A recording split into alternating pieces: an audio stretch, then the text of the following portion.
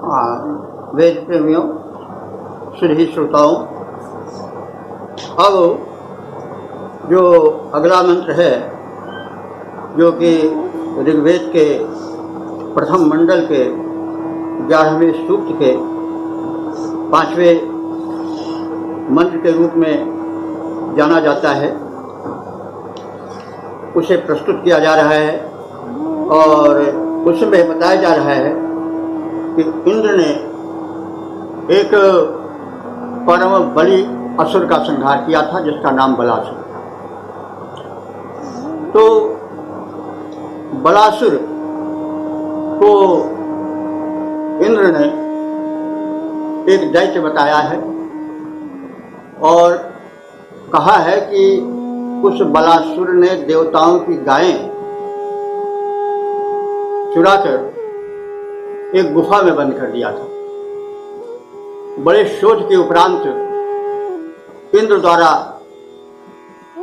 वह गुफा पाई गई और उसके सहायक मरुदगण थे, सैनिक थे।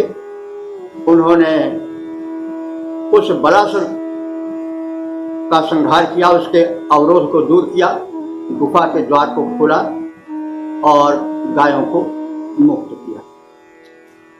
तो अब इस मंत्र में कुछ शब्द श्लिष्ट हैं, द्व्यर्थक हैं, उनसे एक अर्थ और भी निकल सकता है, वो अभी हम बताएंगे व्याख्या के साथ, तो उसे भी समझा जा सकता है।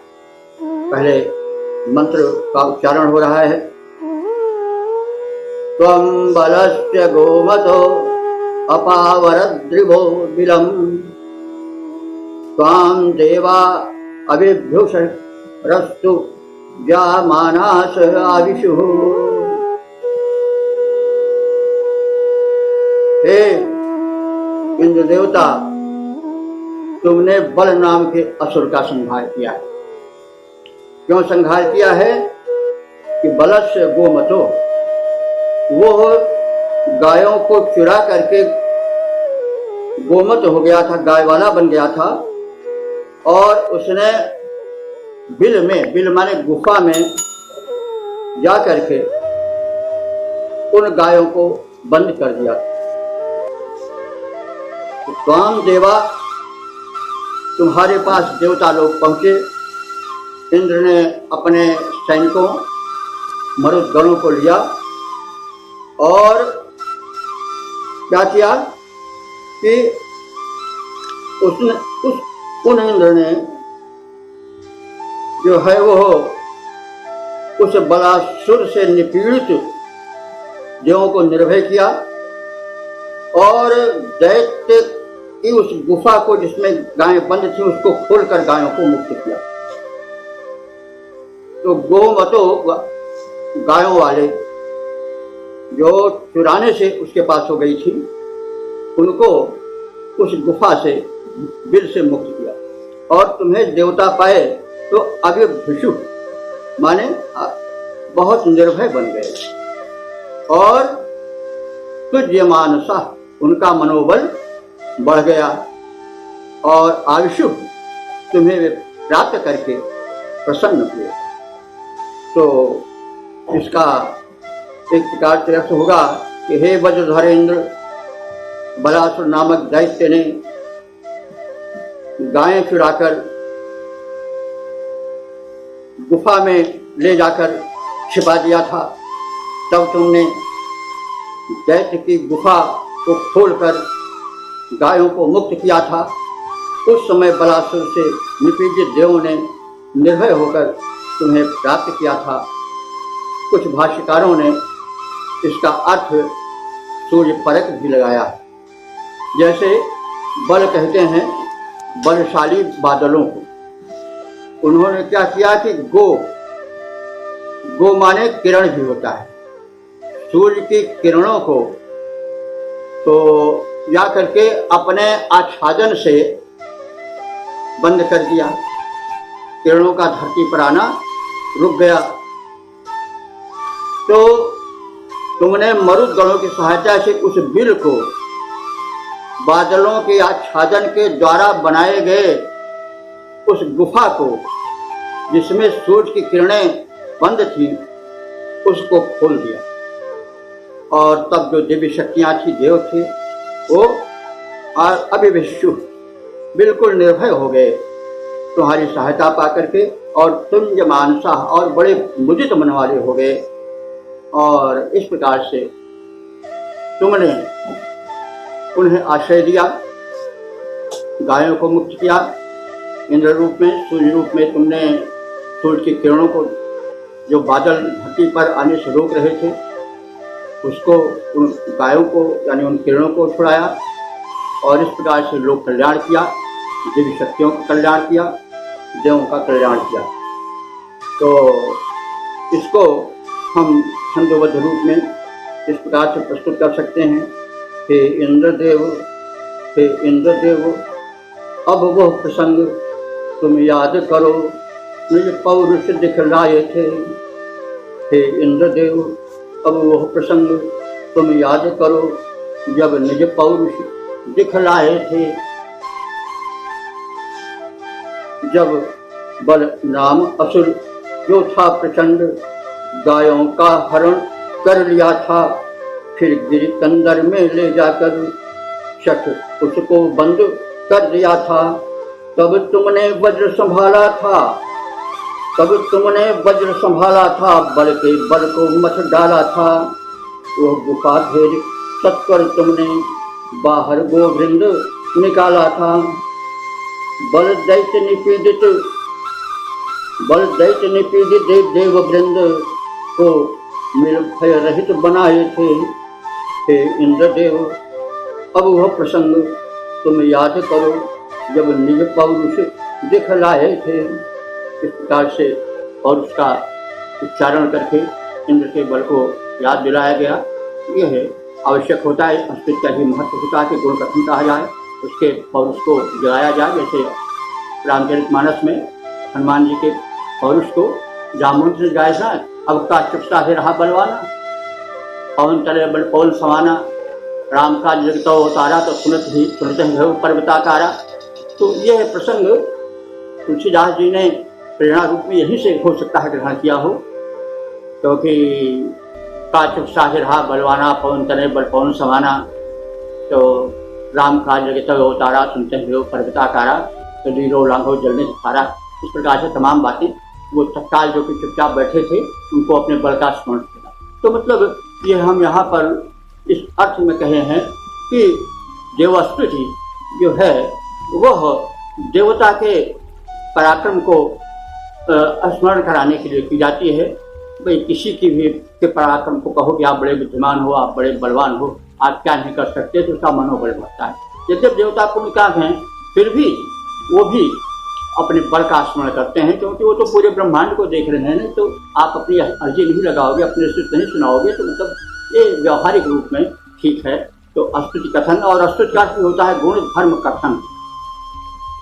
तो इस प्रकार से इस मंत्र में इंद्र के गुण धर्म कथन, उसके प्राचीन वृत्तांत, जब उसने एक बड़े दैत्य का संहार किया था, उसको याद करके देवों को प्रमोदित करने का वृत्तांत बता करके उसे इसलिए प्रेरित किया था कि हम लोगों की ओर भी वो ध्यान दे। हम लोग भी पीड़ित हैं, असुरों से पीड़ित हैं, तरह तरह के विकारों से पीड़ित हैं, और हमारा भी उद्धार आप करो, हम आपके सहारे हैं और आपके बल से हम निर्भय हैं। आदि आदि बातें प्रसंग रूप में ली जा सकती हैं। और जैसा हमने कहा कि गो किरण के रूप में करके भी, बल को बादल के रूप में करके भी उसका अर्थ निकाला जा सकता है। सूर्य की किरणों को जो कि बादल बंद किए थे, उसको इंद्र ने पवन के पवन के सहारे उसको छितर बितर करके और पृथ्वी पर किरणों को आने दिया, स्वतंत्र किया। आदि बात भी लोगों ने, भाष्यकारों ने कही है, उसको भी हमने संक्षेप में प्रस्तुत कर दिया। और इस प्रकार से इस मंत्र का समापन पूरा। प्रेमी श्रोताओं, अब मंत्र पाठ किया जा रहा है। पुराम भिंदुर्युवा कविरभि तौजा अजायत इंद्रो विश्वस्य कर्मणो धर्ता वज्रे पुरस्तुतः पुरां भिन्दुरिवा कविरमितौजा अजायत इंद्रो विश्वस्य कर्मणो धर्ता वज्रे पुरस्तुतः। तो इस मंत्र में ऋषि इंद्र के 4 विशिष्ट गुणों का वर्णन कर रहा है। इंद्र जो है वह पुराम हिंदू है, पुरों का भेदन करने वाला, पुरों को तोड़ने वाला। पुर किसे कहते हैं? नगर या शहर को। तो इंद्र असुरों के नगरों को तोड़ने वाला है, इसलिए उसका नाम कहा गया है पुरभित, या पुरंदर भी उसे कहा जाता है इसी कारण से। तो इंद्र पुरभित इसलिए है कि वह असुरों के नगरों को, शहरों को तोड़ डालता है। और वो कैसा है कि युवा, सदैव युवा बना रहता है, सदैव उत्साह से संपन्न रहता है। उसमें वृद्धावस्था के लक्षण, शैथिल्य आदि कभी नहीं दिखाई पड़ते हैं, इसलिए वो युवा है, नित्य युवा है। और कैसा है? वह कवि है, कवि है। कवि का अर्थ होता है कवयति, रचयति, जगत इत कवि, जो कि संसार को बनाता है, रचता है, वह कवि है। कवि जो कविता करते हैं वो भी इसलिए कहे जाते हैं कि वे भी कविता की रचना करते हैं और एक अपना अलग काव्य संसार बनाते हैं, तो वो भी कवि है। लेकिन सबसे बड़ा कवि तो परमात्मा है, जिसने एक रंग बिरंगे संसार को बनाया, जिसने ऊंचे पहाड़, गहरे समुद्र और खिलने वाले सुगंधित पुष्प, रंग बिरंगे पशु पक्षी बनाए। तो वो निर्माता जो है सबसे बड़ा कवि है, सबसे बड़ा रचनाकार है। और कवि का अर्थ होता है कम आने आनंद होता है, तो कम आनंद को कहते हैं। कम वितरत इति कवि, जो आनंद का वितरण करे वह कवि है। तो परमात्मा अपने सृष्टि में आनंद ही आनंद फैलाता है। ग्रहण करने वाले उस आनंद को ग्रहण करें, अगर नहीं ग्रहण करते तो उनका दुर्भाग्य है। उसने फल फूल, रंग बिरंगे पशु पक्षी, उपयोगी वस्तुएं, सुनहली शाम और उजाला भरा प्रभात रचा है, तो उसने कितना अनोखा संसार रचा है। वो कवि है, मेधावी है, निर्माता है, तो इसलिए उसको कवि कहा गया है। कवि ही अमित ओजा, तो खंड होगा कवि, अमित ओजा का खंड होगा कवि ही, और अमित ओजा वह अनंत ओज वाला है, ओज तेज वाला है। और कैसा है? अनंत सामर्थ्यवान है, क्योंकि विश्वस्य कर्मणो धर्ता, विश्वस्य माने संपूर्ण संसार के, कर्मणा माने कामों को, कार्यों को, धर्ता माने धारण करता है। संसार के जितने उत्तरदायित्व हैं, जितने नियमन क्रियाएं हैं, उन सबको धारण करता है। तो वही धारण कर पावेगा पूर्ण ब्रह्मांड के संचालन प्रक्रिया को, जो समर्थ होगा। तो संपूर्ण का धर्ता है, संपूर्ण संसार की समग्र क्रियाओं को संचालित करने के कारण वो धरता है, धारण करता है। यह उसके सामर्थ्य का द्योतक है। और वो कैसा है? पुरस्तुतः, पुरस्तुतः माने पुरः अस्तुतः, उसकी स्तुति बड़ी व्यापक है, क्योंकि वो स्वयं व्यापक है। तो जो बड़ा होगा उसकी स्तुति भी बड़ी होगी। तो कहने कि इंद्र के मानने वाले, उसके पूजन करने वाले, उसके गुणगान करने वाले, उद्गाता आदि भी व्यापक हैं, उसकी स्तुतियाँ करते रहते हैं, चारों ओर उसकी स्तुति होती है। इसलिए वह पुरस्तुत है, सर्वत्र चारों ओर स्तुत्य है, प्रशंसनीय है। तो हम इस प्रकार से इसका अर्थ कर सकते हैं कि हे इंद्र रूप परमात्मन, तुम असुरों के नगरों को नष्ट करने वाले हो, इसीलिए तुम्हें पुरभित कहा जाता है।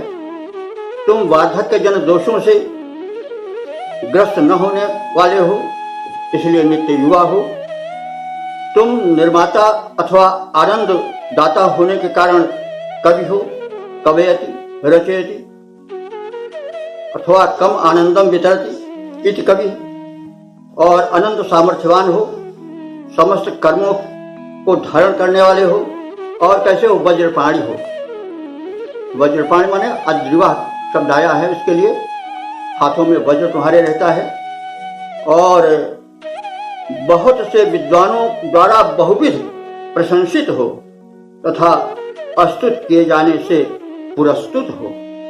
तो इस प्रकार से इंद्र के वैशिष्ट और गुण धर्म का कथन विधिवत विविध संबोधनों और विविध विशेषणों द्वारा इस मंत्र में किया गया है। अब जो इसका पद्य रूपांतरण किया गया है वो इस प्रकार से प्रस्तुत किया जा रहा है। हे इंद्र रूप परमात्मन, तेरे गुण अपार, महिमा अपार, असुरों के नगर नष्ट करते पुरभित इसलिए कहे जाते। वार्धक्य दोष से रहित युवा, शुभ कर्म सदा करते जाते। रचना करते सुख देते हो, कहलाते इस कारण स्वामी। अति तेजस्वी सामर्थ्यवान, तुम हो अनंत अर्थ अंतर्यामी। दुर्लभ है गुण पाणी, दुर्लभ है तेरे गुण समस्त। हे वज्रपाणी अतिशय उदार, हे इंद्र रूप परमात्मन, तेरे गुण अपार, महिमा अपार। एक बात हमें इस पूरे मंत्र के कहने के बाद याद आ गई कि इंद्र को जो पुरभित कहा जाता है, असुरों के नगरों को नष्ट करने वाला कहा जाता है, शहरों को नष्ट करने वाले कहा जाता है। इससे हमें एक इतिहास का तथ्य इस समय आ गया, उससे स्पष्ट कर दें कि जब कुछ लोग कहते हैं वेद में इतिहास नहीं है, लेकिन तमाम लोग कहते हैं, तो हमें उस मतांतर में नहीं पढ़ना है। कुछ बात तो इतिहास की स्पष्ट होती है। जैसे लोग बताते हैं इतिहासकार की जो वैदिक सभ्यता थी वो ग्राम सभ्यता थी, और जो उनके समानांतर असुर थे वो विलासिता में डूबे रहते थे, बड़ी बड़ी ऊंची ऊंची अट्टालिकाएं बनाते थे, ऐसा उनका मत है। तो जब युद्ध हुआ देवों में असुरों में, तो इंद्र ने उनके पुरों को उजाड़ डाला, नष्ट कर डाला, और वो मोहनजोदड़ो हड़प्पा के रूप में देखा जा सकता है। मोहनजोदड़ो हड़प्पा में एक बड़ा विशाल नगर मिला है, कई नगर मिले हैं इन दोनों नगरों में। तो उसमें एक बड़ी विकसित सभ्यता, एक नगरीय सभ्यता का वर्णन मिलता है, एक नगरीय सभ्यता का स्वरूप मिलता है। तो लोगों का कथन है, विद्वानों का, कि आर्यों की सभ्यता वो जो थी वो ग्रामों की सभ्यता थी। वो वन में रहते थे, नदियों के किनारे रहते थे, बड़े बड़े ऊंचे ऊंचे भवन नहीं बनाते थे। तो असुरों से उनका संग्राम होता था, तो इंद्र ने, जो कि उनका सर्वोच्च सेनानायक था, उसने नष्ट किया। और वो नगर वही है जिसके कारण वो पुरभित या पुरंदर कहा जाता है। तो मोहनजोदाड़ो की सभ्यता में इतिहासकार कहते हैं कि वो संभवतः इसीलिए नष्ट हो गई कि उनसे अधिक शक्तिशाली और अस्त्र संचालन में कुशल व्यक्ति आ गए। वे नगरीय सभ्यता के थे, इसलिए विलासी थे, उनमें युद्ध का वो कौशल नहीं था जो उन आक्रमणकारियों में था, इसलिए वो मार डाले गए। जो वहां शव मिले हैं वो समझ पड़ता है कि भागते हुए लोगों के क्षतिग्रस्त उनके सिर कटे पड़े हैं, तो वो युद्ध का एक संभावना बताते हैं। तो आर्य लोग योद्धा थे और वो अश्व को अधिक पसंद करते थे, जैसा कई बार बताया गया। इंद्र जो है उच्च शव का सेवन करता है, इसमें हाथी का कहीं वर्णन नहीं किया है रावत का। तो इसलिए जो आर्य थे योद्धा, वो बड़े कुशल योद्धा थे और उन नगरीय विलासी सभ्यता के लोगों से ऊपर पड़ते थे युद्ध में। और इसलिए अंत में जो हार हुई और जो अंतिम विजय हुई, तो हार तो हुई असुरों की, अंतिम विजय हुई आर्यों की, वही आज वेद के रचनाकार माने जाते हैं। तो इस प्रकार से अगर हम चाहें तो यह जान सकते हैं या कह सकते हैं कि जो इंद्रपुरभित कहा गया है या पुरंदर कहा गया है, जिसको कि नगरों को उजाड़ने वाला, असुरों के नगर को नष्ट करने वाला कहा गया है, वो मोहनजोदड़ो और हड़प्पा के निवासी ही थे, जो कि नगरीय सभ्यता के थे। तो ऐसा मेरे मन में विचार आ गया। विचार इस पर विद्वद्गण करेंगे।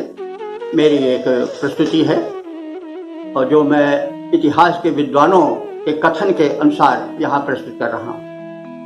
तो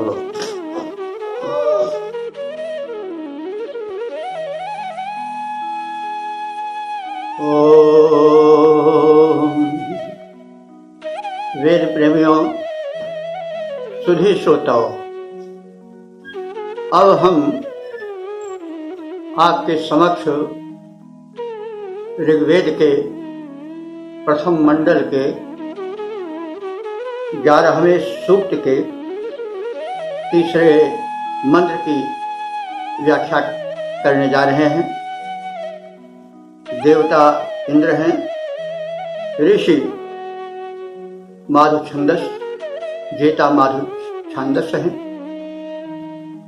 इनका विवरण पहले दिया जा चुका है। तो ऋषि जो है वो इसमें इंद्र की दानशीलता और उदारता का वर्णन करता है और कहता है कि इसका अनुकरण इंद्र के भक्तों को भी करना चाहिए। जैसा बार बार कहा गया है कि इंद्र जो है ऋग्वेद में प्रायः परब्रह्म की भूमिका में है, कहीं कहीं उसे जीवात्मा सूर्याज के रूप में भी देखा गया है कई रूपों में, लेकिन विशेषतः उसमें परब्रह्मत्व का ही आरोपण किया गया है। शक्ति एक है, नाम अनेक है, शक्ति के ऊपर भी एक सर्वोपर शक्ति है, जिसके बाद कोई शक्ति नहीं है। उसी को परब्रह्म कहते हैं, उसी को इंद्र कहते हैं, उसी को भी राम कृष्ण आदि रूप में भिन्न भिन्न रूपों में संबोधित किया जाता है। तो मंत्र इस प्रकार से है, पूर्वीरिन्द्रस्य रातयो न विदस्यन्ति ऊतयः यदि वाजस्य गोमतः अष्टोत्रेभ्यो मंघते मघम्। पूर्वी इंद्र की जो दानशीलता है वो पूर्वी माने सनातन काल से है, आदि काल से है। और रातः उसकी दान परंपरा भी आज की नहीं है, अनादिकाल से चली आ रही है। न विदस्यन्ति, वह दान परंपरा उसकी कहीं रुक नहीं रही है, कभी नष्ट नहीं हुई है। ऊतयः माने संरक्षण, आज भी उसका बराबर होता रहता है। वाजस्य, वाज शब्द अन्न के लिए आता है, तो वाजस माने अन्न का या अन्न के, और गोमतः माने गाय से युक्त, अथवा गो माने वाणी भी होता है और गो माने पृथ्वी भी होता है। यहाँ पर पृथ्वी और गाय अधिक सटीक बैठ रही है। अस्तोत्रेभ्यः कहते हैं आस्तुति कर्ताओं को, उपासकों को, भक्तों को। मंघते माने दान करता है या प्रदान करता है। मघम, मघम माने ऐश्वर्य को। मघ शब्द ऐश्वर्यवाची है और इसीलिए इनको मघवा भी कहा जाता है। तो मघ माने ऐश्वर्य, मघवा माने इंद्र। तो इसका सामान्य अर्थ यह है कि इंद्र की दानशीलता सनातन है, अनाज है और शाश्वत है, निरंतर चलने वाली है। उसकी दान परंपरा में कहीं कोई कमी नहीं आती है। हम देखते हैं कि सहस्रों वर्षों से जितना अन्न, गोधूम, गेहूं, चणक, शाल, चावल आदि होते हैं, फिर दूसरी फसल में उतने ही हो जाते हैं। अब फिर आ जाता है, तो जो उसके उपभोक्ता हैं, इंद्र सबका शासक है, परमात्मा है, तो वो अपने बनाए हुए सृष्टि के जीवों के लिए बिना उनसे मांगे हुए अयाचित रूप में पर्याप्त सामग्री देता रहता है। आप देखते हैं कि जिस खेत में, जिस बाग में आज आम या फल या जो भी है लगा पर्याप्त मात्रा में, फिर दूसरी फसल में उतने, फिर यह तीसरी में उतने, तो यह परंपरा अनादिकाल से चल रही है। जो दाता है उसके देने से उसके भंडार में कुछ कमी नहीं आती। तो इसके द्वारा ऋषि बताना चाहता है कि उसी के अनुकरण पर जो धन दाता ने दिया है, उस धन को भी वो मुक्त हस्त से वितरण करे और यह भ्रांति दूर कर दे कि हम देंगे तो हमारा कुछ घट जाएगा। इंद्र ने उदाहरण प्रस्तुत किया, परमात्मा ने उदाहरण प्रस्तुत किया कि निरंतर हम धन, धान्य, फल, फूल जो कुछ है सब मुक्त हस्त से देते चले आ रहे हैं लाखों करोड़ों वर्ष से, लेकिन कहीं कोई कमी नहीं आ रही है। तो आप भी उसका अनुकरण करो और मुक्त हस्त से जो पात्र हैं, सुपात्र हैं, उनको दान दो। तो उससे लाभ यह होगा कि परमात्मा तुम्हारी ऊटी माने होता है रक्षा, ऊतया माने बहुवचन है, रक्षण भिन्न भिन्न प्रकार से करता रहेगा। तो आपको देगा तो है, क्योंकि उसने दिया है तभी कोई पाता है, तो उसने आपको दिया है। अब आप यह मत सोचो कि देने से कम हो जाएगा या फिर अभाव आ जाएगा, वह नहीं आएगा, वो मिलेगा। और उसके बदले जो उसकी ऊतया हैं, संरक्षण की प्रक्रियाएं हैं, वे निरंतर चलती रहेंगी।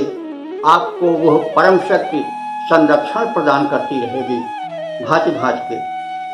यदि वाजस्य गोमता, यदि आप गोमत हैं, गोमत का मतलब हुआ कि भूमि से युक्त हैं, गोधन से युक्त हैं, तो आप जो है वह अन्न, धन, ऐश्वर्य, गोधन आदि दान में दो। किनको दो? अस्तोत्रेभ्य, जो अस्तोता हैं या जो स्तुति करता हैं, जो भक्त हैं, जो सुपात्र हैं। मंघते माने प्रदान करते रहो, मघम माने ऐश्वर्य को, धन को। जो ऐश्वर्य तुम्हें परमात्मा ने दिया है, उस ऐश्वर्य के प्रति कृपणता मत करो, उसे सुपात्रों को मुक्त हस्त देते रहो। इसके बदले तुम्हें उस परम शक्ति परमात्मा से जो इंद्र है वह तुम्हें निरंतर मिलता रहेगा और उसके साथ ही साथ उसकी कृपा दृष्टि रहेगी और वो तुम्हें संरक्षण देता रहेगा। जैसे गीता में भगवान ने कहा है, ऐसा नित्याभियुक्तानां योगक्षेमम वहाम्यहम्, मैं उनका और जो सत्पात्र हैं उनका योग और क्षेम वहन करता हूँ। योग का अर्थ होता है जो नहीं मिला है उसका मिलना योग है, क्षेम का अर्थ हुआ तो जो मिल गया उसका संरक्षण होना। तो ये दोनों वो अपने सिर पर ले लेता है। तो इसलिए इस मंत्र में यह शिक्षा दी गई है कि इंद्र महादानी है, वो सबको अयाचित रूप से चींटी से लेकर के हाथी के लिए प्रबंध करता रहता है।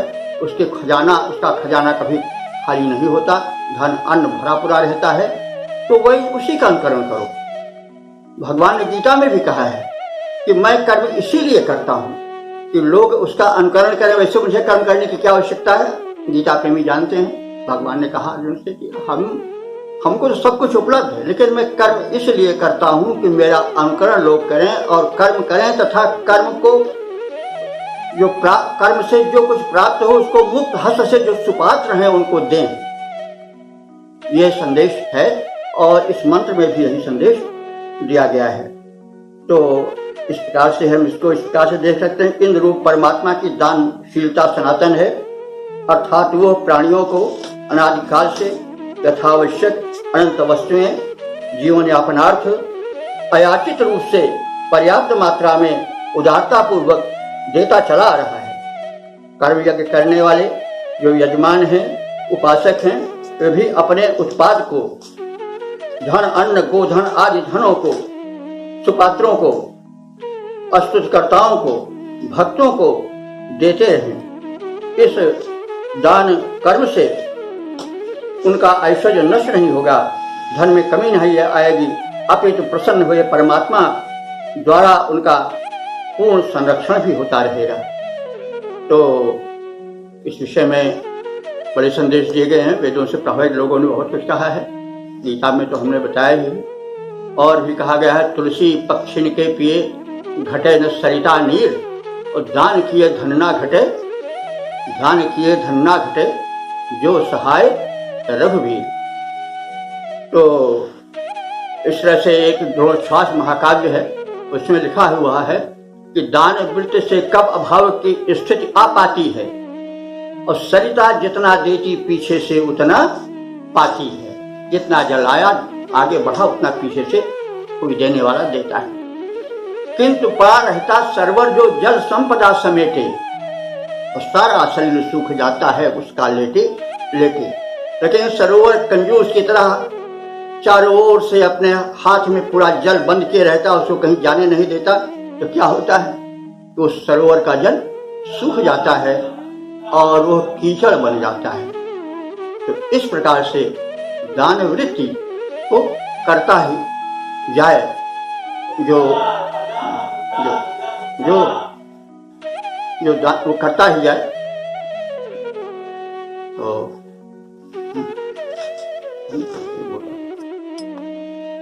तो दान किए धन ना घटे जो सहाय रघुवीर, तुलसीदास जी का संदेश है।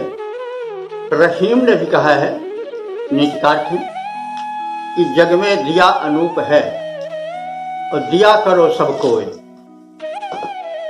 और कर का धरा न पाइए जो घर दिया न होए।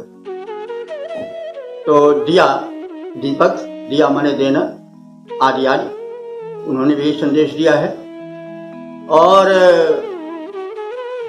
जो कबीर ने तो कहा है कि भाई देखो हमारा कुछ है ही नहीं, जैसा पहले बताया गया है सब परमात्मा का दिया हुआ है, तो जो दूसरे का दिया हुआ है तो उसको देने में तुम्हें क्या संकोच, सुपात्रों को दो। उन्होंने कहा मेरा मुझ में कुछ नहीं, जो कछु है सो तेरा, तेरा तुझको सौंपता क्या लागे है मेरा। इस भावना को बड़ी अच्छी तरह से एक प्रसंग में व्यक्त किया गया है। रहीम जी बड़े भारी दानी थे, और वो जो जितना देते थे सिर नीचा करके देते थे। एक बार एक उनसे पूछ बैठा, कह रहे नवाब जी आप देते हो, हाथ आपका ऊंचे उठता जाता है देने में, और सर आपका नीचे झुकता जाता है, ये तो बड़ा विचित्र है। तो सीखी कहा नवाब जी ऐसी देनी देन ज्यों ज्यों कर ऊंचे उठें त्यों त्यों नीचे नैन। ये क्या बात है। तो रहीम जी ने बड़े सरल शब्दों में उत्तर दिया कि देनहार को वोर है, देत रहत दिन रहें, और लोग भरम हम पर करें ताते नीचे नैन। मैं कौन होता हूँ, मैं तो दूसरे का दिया हुआ दे रहा हूँ, और बहुत मैं संकुचित हो जाता हूँ, अहंकार ना आ जाए तो लोग समझे न कि सीना फुला के दे रहे हैं। तो यह देने की पद्धति है, यह दानशीलता है। तो इसी की शिक्षा इसमें दी गई है। तो मंत्र में समास शैली में बात कही जाती है, और उसको समझना चाहिए व्यास शैली में विस्तार करके, तब वेद का जो सूक्ष्म अर्थ है, सूक्ष्म संदेश है, वो स्पष्ट होता चलेगा। तो इसका हम छंदोबद्ध रूप भी देख लें कि इंद्रयादि काल से ही देते आ रहे हैं दान, पोषण उन्हीं से प्राणी मात्र पाता आ रहा, होता किंतु क्षीण नहीं कोश उनका कहीं भी, चारों ओर पूर्ववत फैला दिखला रहा। इसी भांति देता दान रहे यजमान, यदि धन धान्य धेनु भक्त जनों को जो पा रहा, घटेगा न कुछ वृद्धि होती ही रहेगी नित्य, रक्षण ही होगा यह ऋषि बतला रहा, ऋषि बतला रहा। तो इसी को थोड़ा गीत में भी भाव विस्तार किया गया है। ऐश्वर्यवान दाता की रीति है सनातन, देता रहा सदा से सबको विचार लाओ, तुम भी इसी नियम के अधीन पा सके हो। तुमको मिला है इसी नियम के आधार को, देता रहता है, तुम भी इसी नियम के अधीन पा सके हो। इस तथ्य को विचारो, कर्तव्य को निभाओ।